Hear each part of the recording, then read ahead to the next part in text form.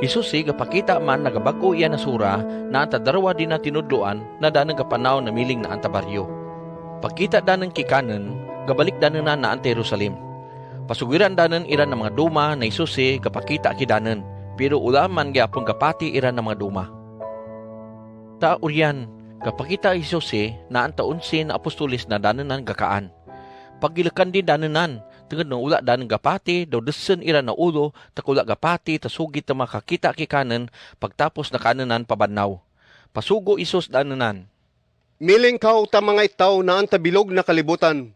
Daw isugid na an kidanon miad na balita parte ta pagdumala ta Dios. Maluwas mga itaw na magpati ta miad na balita, daw magpabautismo.